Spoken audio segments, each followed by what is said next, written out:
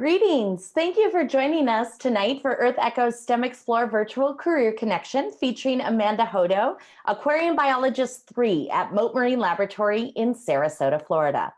My name is Casey. I'm a programs manager here at EarthEcho International, and we are joined today by one of our exceptional Youth Leadership Council members, Olivia, and she is going to help moderate today's live event.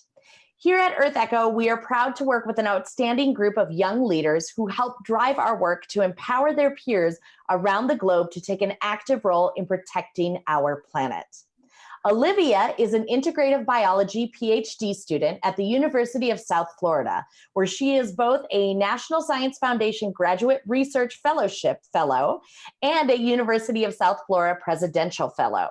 Olivia currently studies jellyfish and loves to go to the beach and dance in her spare time. So Olivia, thank you for co-hosting tonight. Take it away. Thanks, Casey. We are so excited to have students from all over the globe joining us as we learn about exciting and sustainable careers in science, technology, engineering, and math. This live event is part of STEMExplore, EarthEcho's program that brings inspiration to life by telling the stories of dynamic female professionals in STEM careers during live virtual career connections. We want to thank our founding sponsor, United Technologies, for their support of women in STEM. Here at EarthEcho, we believe that youth have the power to change the planet. Visit earthecho.org to learn more about our programs. You can also access resources like STEMexplore's career profile videos, as well as tune in for upcoming live events, just like this one. I'd like to recognize and thank STEMexplore's partner sites across the country and recognize those that are joining us today. First off, let's head to Santa Clarita, California, and get a hello from the Newhall Clubhouse with Boys and Girls Club of Santa Clarita Valley. Hello, Newhall. Hey. Hey.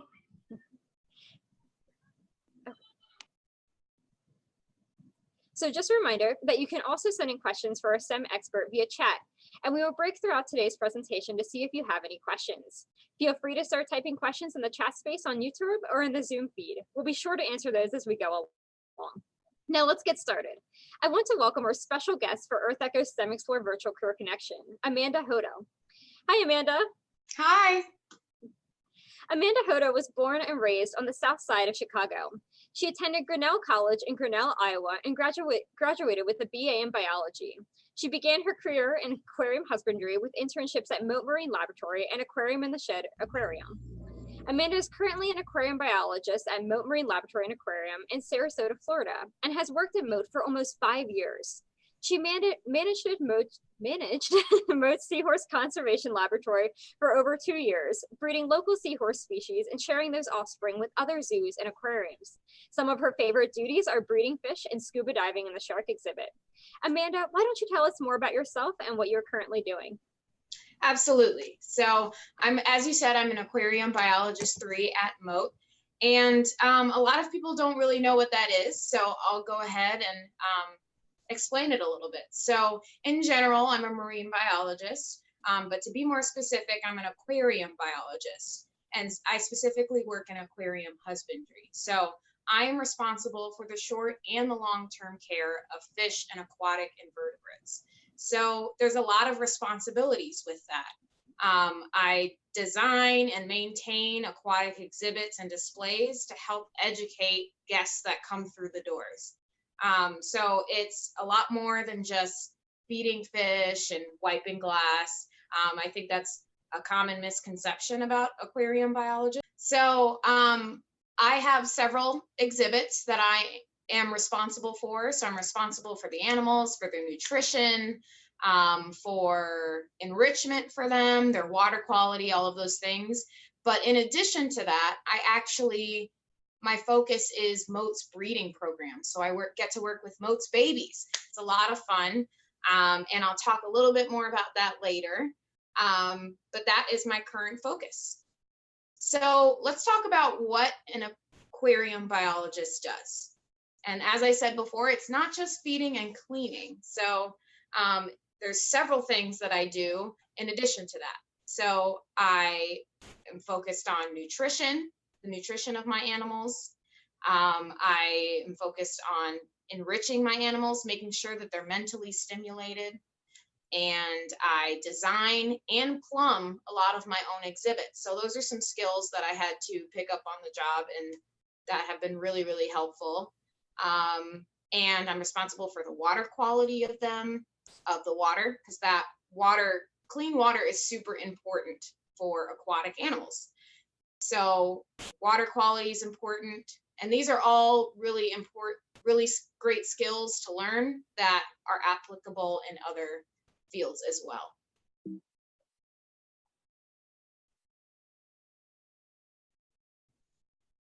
Sorry about that, a little slow on the slides.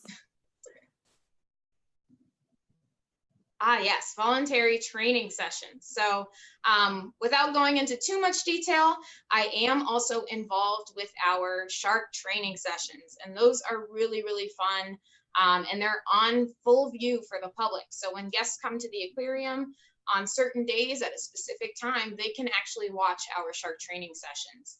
And it's voluntary, so the sharks don't have to participate if they don't want to. We use positive reinforcement. So when they do the behavior that we want, we reward them, and then they will learn that that's the desired behavior and that's the fastest way to get food. So it's really, really quite cool. We've trained our nurse sharks specifically to swim into stretchers, which is really useful for veterinary exams. And then last but not least, I also get to utilize scuba diving in my job. So every other week I dive in our shark exhibit and I get to help clean, and we have some really charismatic creatures in that exhibit that choose to interact with the divers when we're in there as well. So it's a lot of fun. That's amazing. And I love how you mentioned all of the different roles that you have to fill, because I know when I was starting out in my PhD in marine biology, I had no idea that I was going to need to know how to use power tools and how to do plumbing. And I think that's a really big, thing that you kind of find out a little bit later, is that there's so many different skills that you have to know when you're going into a field like this. So let's check in with our interactive site to see if they have any questions for Amanda today. So Sierra Vista Clubhouse in California, what questions do you have for Amanda?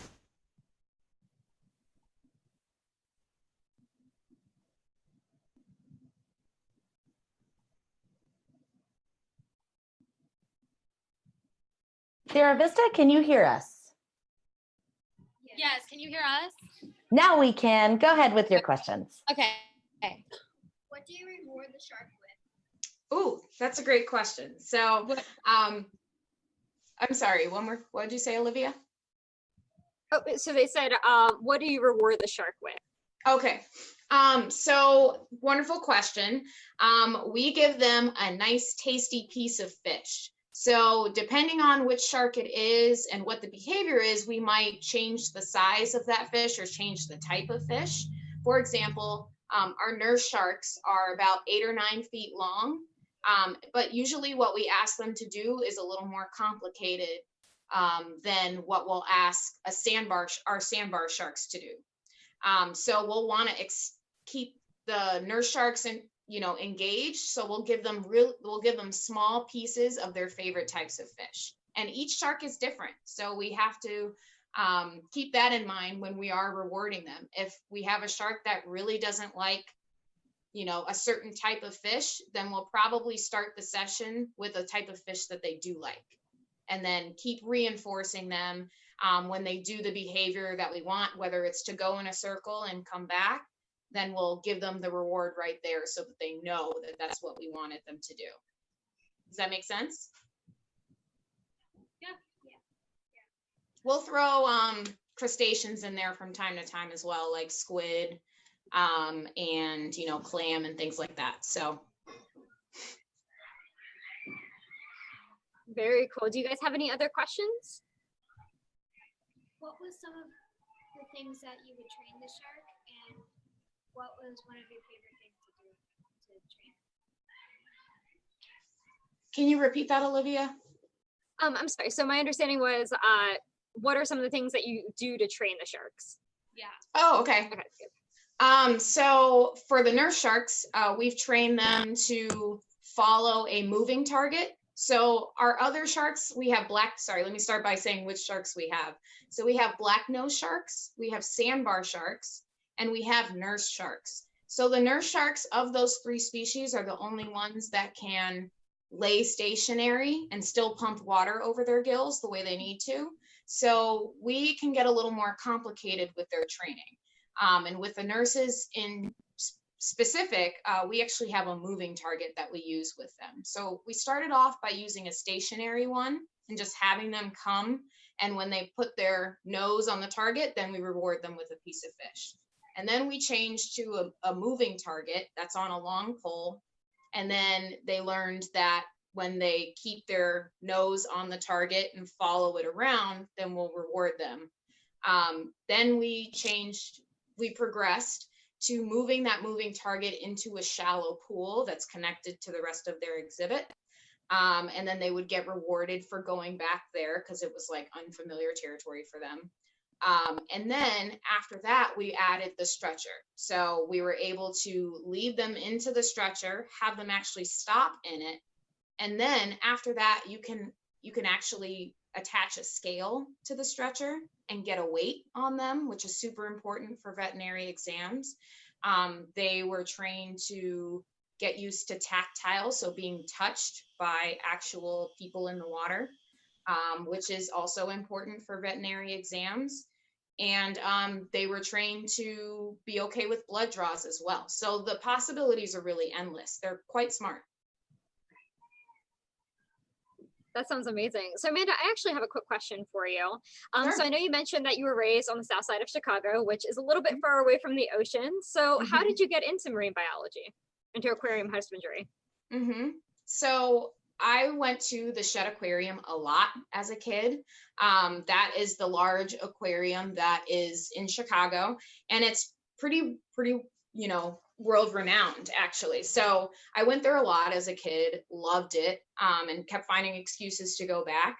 And when I was in high school, I actually started to do lots of programs with them. So that got me not only back into the doors, but I started to see what it was like to work behind the scenes and work with the animals. And I was really intrigued and really interested. So that got me interested in the field of marine biology, but I still had a lot of other interests. So I played soccer. I loved animals. So even though I was interested in marine science, I still had to figure out, did I want to go down that path? Did I want to be a veterinarian? Did I want to be a professional soccer player? So I really had a lot of interests and I had to narrow them down. And what helped me narrow them down was I actually did a program with the Shed Aquarium when I was in high school, one in particular, that was in the Bahamas. And I got to be on a research vessel for 2 weeks with tons of other teenagers. And we created our own research projects and did field work. And it was incredible, immersive. And that program made me sure that marine science was the direction that I wanted to go in.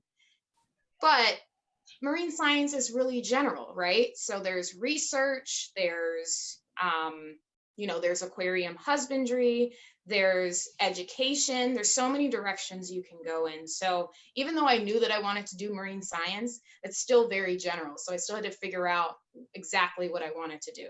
So I spent my summers of college in Grinnell, Iowa, doing marine science related things to try to narrow it down exactly what I wanted to do in marine science. So I did a couple of research experiences for undergraduates, and that kind of helped me figure out, okay, maybe research isn't what is perfect for me. So sometimes when you do programs, you think that it may be what you want to do, and sometimes it's not once you do it, and that's okay. That's super helpful information. It was for me. So I figured out that research wasn't necessarily my thing. And then I did an internship with Mote Aquarium right after I graduated from college, and it was in aquarium husbandry. and I had a blast. And not to say that I didn't have a blast doing those other research programs, but I just didn't feel like it was a good fit for me career-wise. So I really enjoyed my internship with Mote in the aquarium husbandry. And so then from there, I went back to the Shed Aquarium and did an internship with them in their fishes department. Now, when I did that internship, that gave me a really, I would say, well-rounded view of what it's like to work in an aquarium, because working at Mote, it's very small. It's in Sarasota, Florida. It's a small team, small aquarium. And then on the other hand, Shed Aquarium is in a big city. It's with a big team.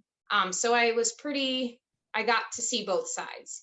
And so while I was doing my internship with the Shed Aquarium and freezing because it was winter, Mote gave me a call and offered me a paid position, a seasonal position. So that was really my first break, big break into the career as paid staff. And I loved it. I had a blast. I was really only supposed to have a job for about 6 or 7 months. And that was what the contract was for. But the exhibit that I was working in, that I was hired for, was called Oh Baby, Life Cycles of the Seas. And it was such a hit that they made the exhibit permanent. And at the same time, they made me a permanent employee. So that was really, really amazing. And it also really jump-started my career, So, and that exhibit also made me realize that breeding was something that I was interested in. I had no experience with breeding before that exhibit, but with that, the entire exhibit was focused on really interesting and quirky types of parental care in the ocean and really cool babies. So that was my first introduction to breeding. And I absolutely loved it. I was breeding cichlids. I was breeding seahorses. I was breeding neon gobies. I mean, I had babies coming out of my ears. It was wonderful. And that experience made me, really start to look at breeding as a serious interest within my own job. So. No, that's amazing. And I love how you touched on how you had a lot of different experiences before you kind of found the path that was right for you, and how sometimes, like, I know I've had internships that have worked out wonderfully, and sometimes I found out things about myself that I'm like, okay, that might not be the right thing for me. So I think you really emphasize something so important about trying so many different things to really find your right fit. So Amanda, can you talk a little bit more about some of the realities of aquarium biology? For example, how much can someone expect to make? So a common misconception is that if you work with animals, then you make a lot of money, or if you're a marine biologist, then you make a lot of money. It's a very, very passion-driven field. So, it's really important that you enjoy what you do, because it's not a high salary field.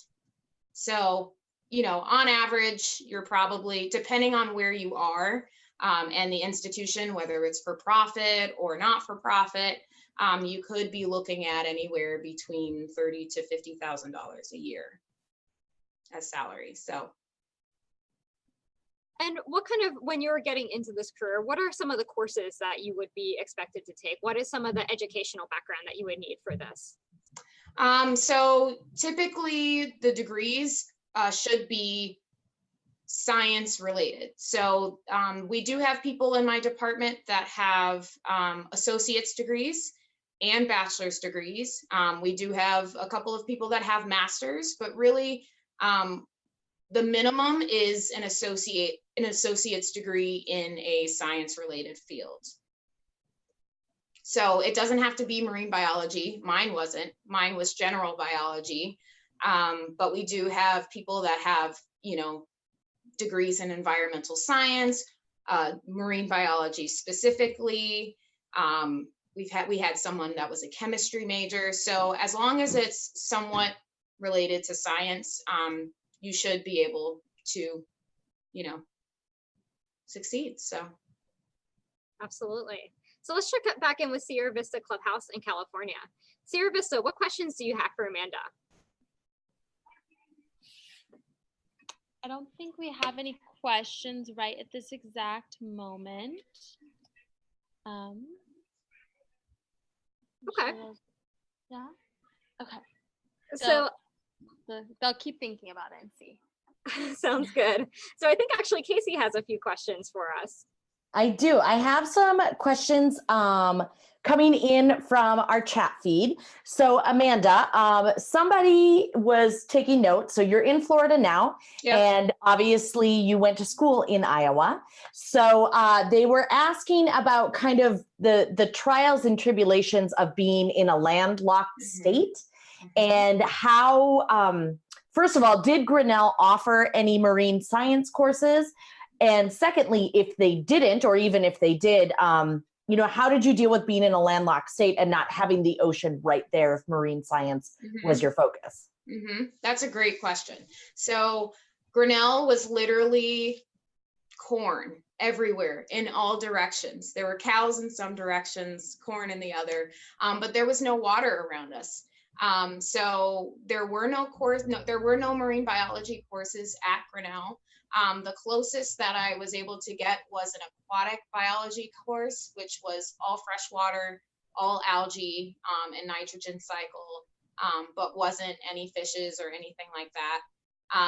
And I took an environmental science course that was on, our changing planet and stuff like that. So for me, what the opportunities that I was able to take advantage of were elsewhere. So they were in other places that did have water nearby. So there are quite a few programs out there that will provide scholarships for you to go to other places to pursue your interests. So I did a few research experiences for undergraduates that actually provided stipends. And those were typically in areas that were nearby water. And that was how I was really able to explore my interest in marine science, was using those summers to get off of campus and to get to somewhere where I could really pursue that interest. And, Amanda, I think this might be a good time for you, if you can elaborate a little bit more. You did talk about internships and REUs. Could you maybe define what is an internship and what is an REU? So internships are unpaid, typically, not always, but most of the time they are unpaid. And they are like, if you think about volunteering, that's also unpaid. But usually interns have more responsibility. Usually they're working more closely with current staff members. And it's kind of like a crash course in what, the career might be in.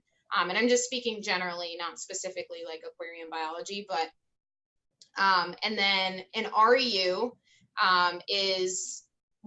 it stands for research experience for undergraduates. So they're always research focused, but they typically have stipends or provide a stipend, which is basically, depending on the program, it could be hundreds of dollars, could be thousands of dollars. And that's to help the participants get to the location to live wherever the program is. It provides food and all kinds of stuff like that. So it varies program to program, but it's a really immersive way to experience research and to test it out. Typically there's a project involved, and writing scientific papers is involved. So both internships and REUs are very intense and more focused than a volunteering opportunity would be.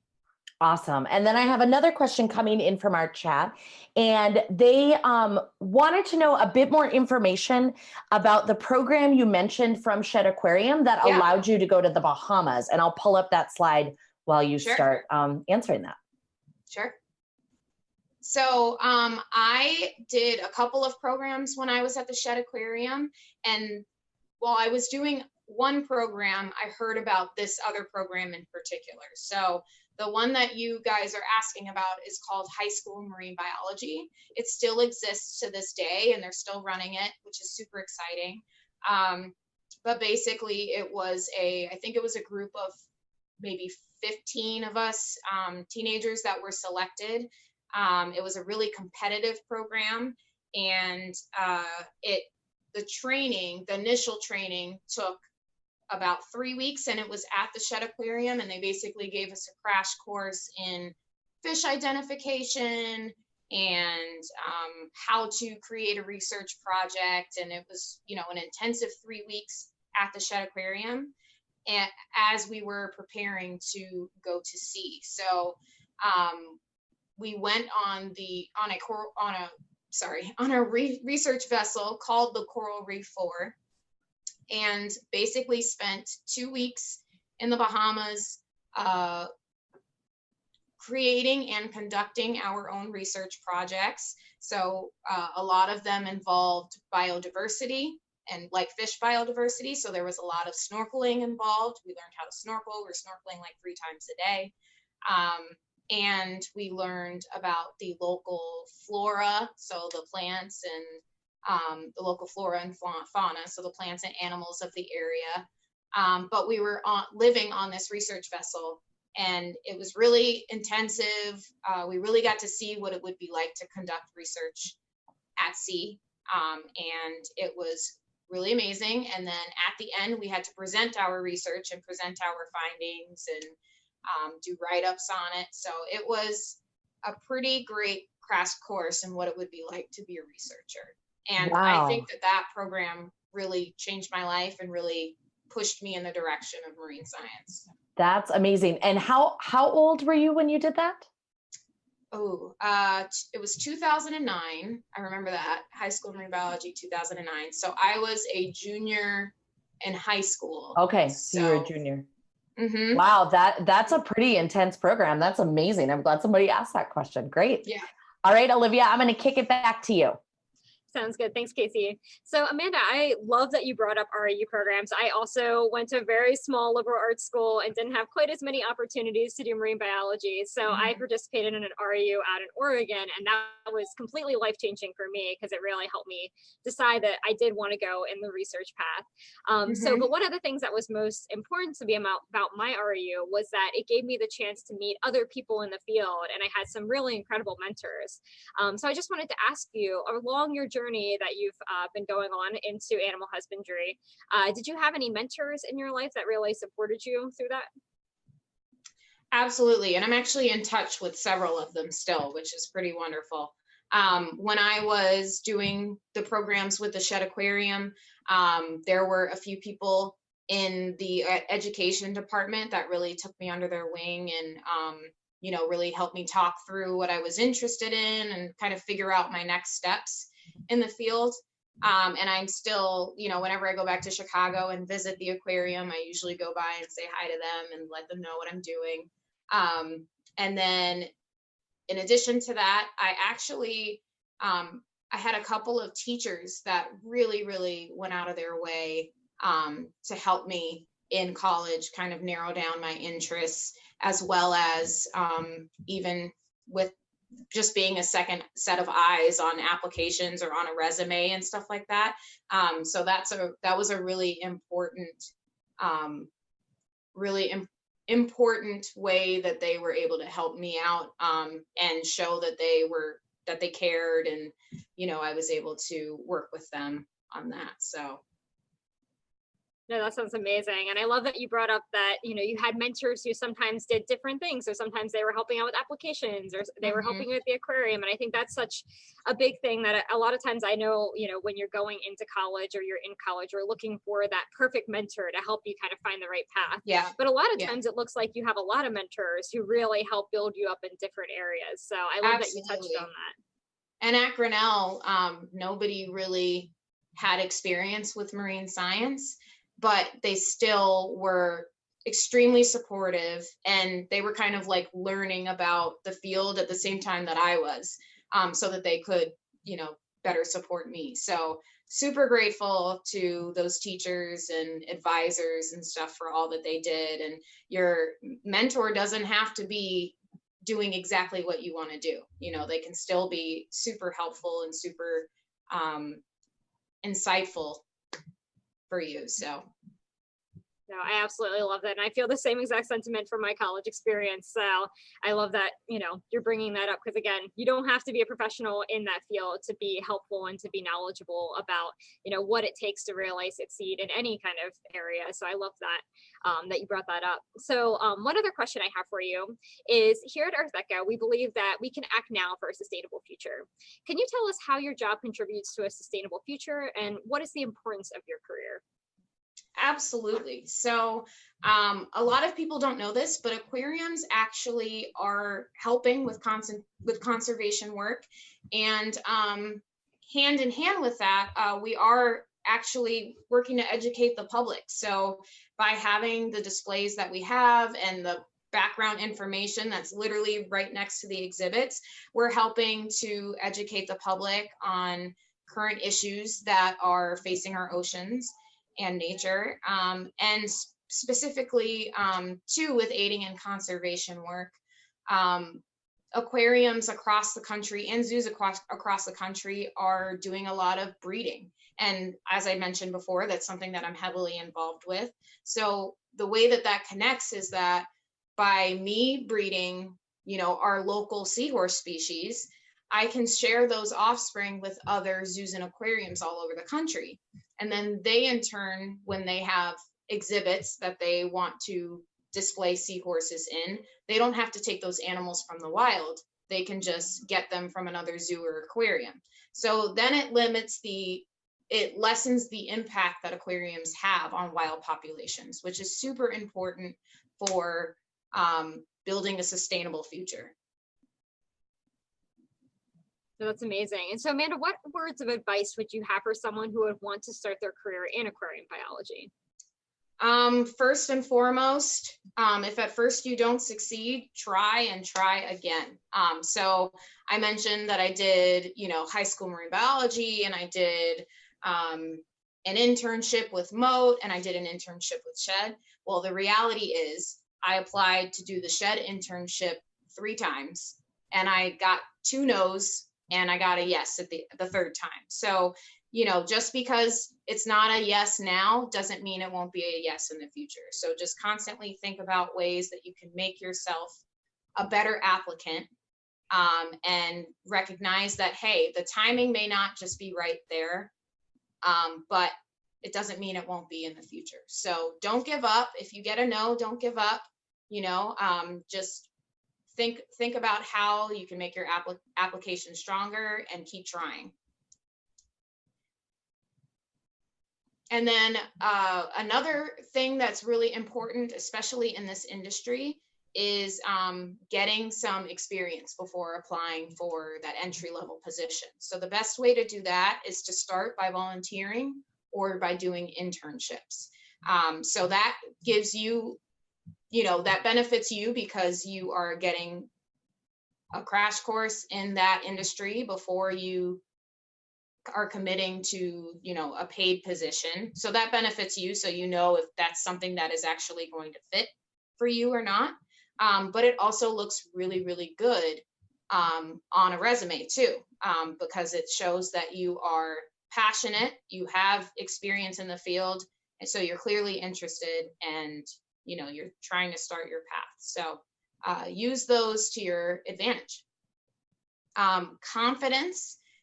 Try to be confident in yourself. I struggle with that myself still on a daily basis. So just try to be confident in yourself, and don't be the person to stand in the way of your own success. And I mentioned this before, but be prepared for no's, but don't give up. Aquarium biology is a very competitive field, as are all animal care fields, really. Animals are really, really wonderful to work with. It's a privilege to work with them. So there is a lot of competition. So don't give up. You know, there's going to be a lot of competition, but keep trying. And make sure that when you're filling out applications, or, you know, whether you're meeting someone in the field that you're interested in, be sure to put your best fin forward, or be sure to put your best foot forward. So try to go over that application and make sure that, you know, that there's no typos. Sometimes I used to feel like getting a second set of eyes was a great idea. So maybe my eyes won't catch a small typo, but maybe the second person that reads it, new fresh eyes, will catch it. So don't be afraid to, you know, ask for help and get a second set of eyes on it, because you want to put your best foot forward.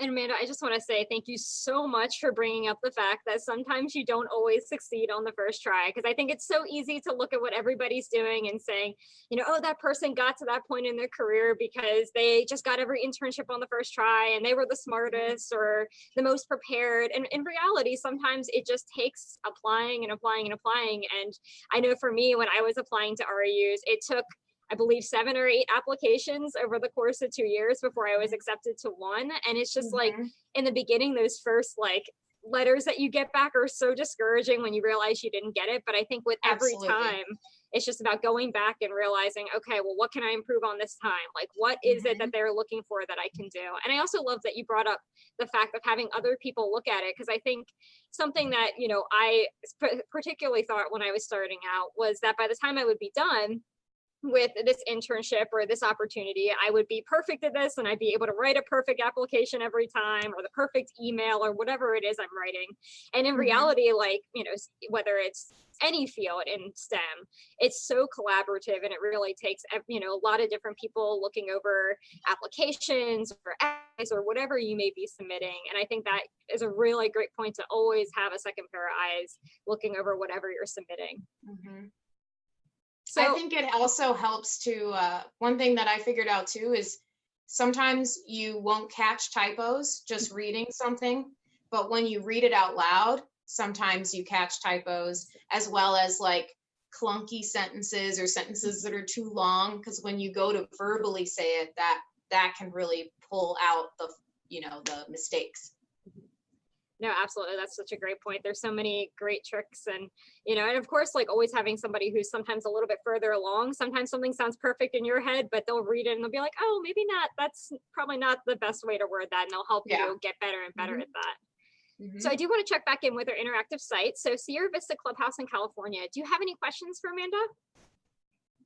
Yeah, we have 2 questions that they wrote down. The first one is, why was the program so competitive? And then after that one gets answered, I could go ahead and have them read the second one. Would you like that? That sounds good. Okay. Is the program that you're referring to the high school marine biology program? Yeah, the high school one. Okay, so that program was super competitive because it was a crash course in marine biology. And because you'd be going to the Bahamas, there's travel involved. And they also did, you know, they had a lot of applications because it was based in Chicago and they wanted Chicago applicants.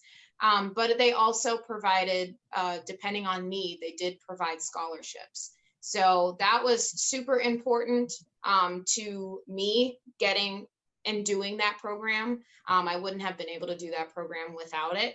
But they did provide scholarships based off of need for students so that they could travel to the Bahamas and, you know, pay for the program. So because of that, you get more applicants because, you know, then there's no financial limitation.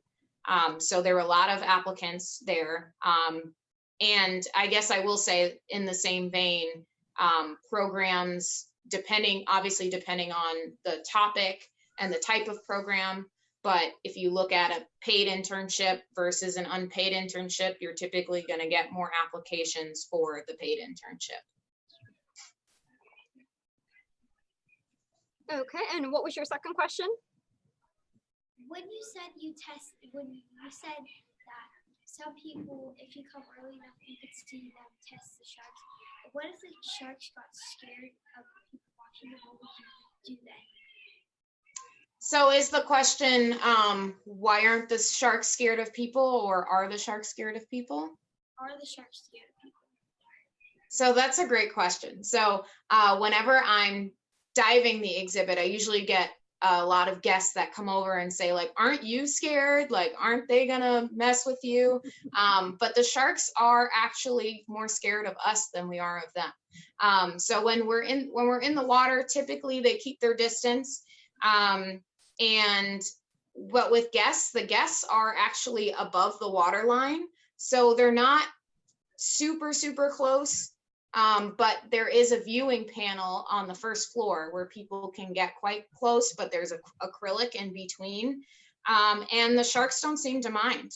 They really don't. They swim by the window all the time. They like bump into the window from time to time, and they seem pretty unfazed by all of the guests watching them. When we have divers in the water, we do put in a net. And that's just to make sure that the sharks don't get tangled up in our lines, because it would be pretty easy. We use what's called a hookah line. So the tank stays up above the water and stays dry. And then there's a long line that's attached to it that connects to a regulator that stays in my mouth so that I can breathe. So with that long line in the water, those sharks could really easily get tangled. So we just keep that net in, but we do occasionally do dives where we have the tanks on our back and there's no net.